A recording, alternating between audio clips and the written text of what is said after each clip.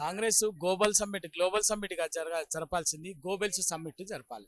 తప్పుడు ప్రచారం, అబద్ధం ప్రచారపు సమ్మిట్ జరపాలి. 2 years సెలబ్రేషన్స్ అంటుంది. అదే చెప్తున్నాను. ఎందుకంటే అధికారంలో రావటానికి ఏం చెప్పినారు? 420 హామీలు ఇచ్చారు. ఆ డిక్లరేషన్, ఈ డిక్లరేషన్ ఏదైనా నెరవేర్చిందా?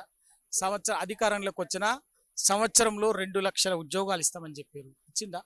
కనీసం 2 లక్షల ఉద్యోగాలు ఇచ్చుడు సంగతి తర్వాత కనీసం గుర్తించిందా? లేదు కదా. మోసం. మరి అది చెప్పండి. జూబ్లీస్ బై ఎలక్షన్ నవీన్ యాదవ్ గెలిచిండు కదా, సో అక్కడ రేవంత్ నగర్ గ్రౌండ్ మీద గ్రౌండ్ తీసేసి హాస్టల్ పెడదాం అనుకుంటుండు. సో దాని గురించి సోదరుడు నవీన్ యాదవ్ ఇప్పుడే నాకు తెలిసింది. ఎమ్మెల్యేగా గెలిచినట్టు నవీన్ యాదవ్ కొంత విజ్ఞతతో ఆలోచించాలి. ఇవాళ 2 గవర్నమెంట్ హాస్టల్ ఉండాల్సిందే, గ్రౌండ్ ఉండాల్సిందే. హాస్టల్ కోసం గ్రౌండ్ను పాడు చేయొద్దు. ఎందుకంటే గ్రౌండ్ అనేది వాళ్ళ బ్రీతింగ్ స్పేస్ లాగా, అక్కడ స్థానికంగా యూత్ కానీ మిగతాది కానీ ఆటలకు ఇంకా రకరకాల కార్యక్రమాలకు ఉపయోగపడేటువంటిది గ్రౌండ్. ఆ గ్రౌండ్ను ఒక్కసారి చెడగొట్టి మీరు ఇంకా అక్కడ ఏదో గడితే మళ్ళీ గ్రౌండ్ ఉండదు. నా విజ్ఞప్తి ఏంటంటే సోదరుడు నవీన్ కుమార్ యాదవ్ గారికి, నేను కూడా ఒక బీసీ బిడ్డగా సోదరుడు నవీన్ యాదవ్ గారికి కొత్తగా ఎమ్మెల్యే గెలిచింది కాబట్టి ఆ ఉత్సాహంతో నేను చేసే విజ్ఞప్తి ఏంటంటే, ఇవాళ మీ ముఖ్యమంత్రి గారు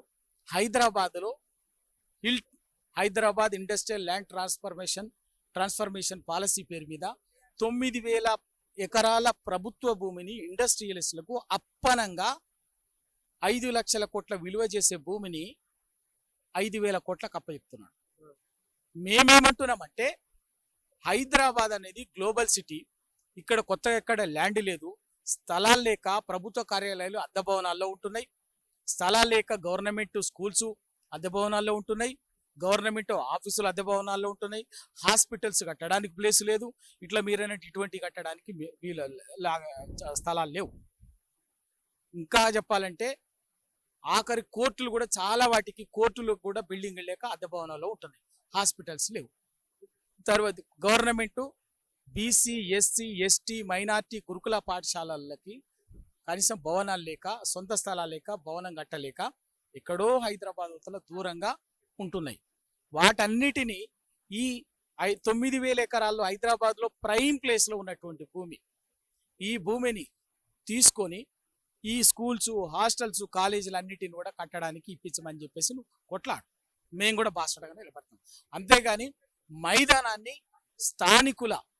స్థానిక ప్రజల విజ్ఞప్తిని ఖాతరు చేయకుండా మైదానాన్ని చెడగొట్టి హాస్టల్కు ఇంకో దాన్ని కట్టడం అనేది కరెక్ట్ అనిపించుకోదు. కరెక్ట్ కాదేమో.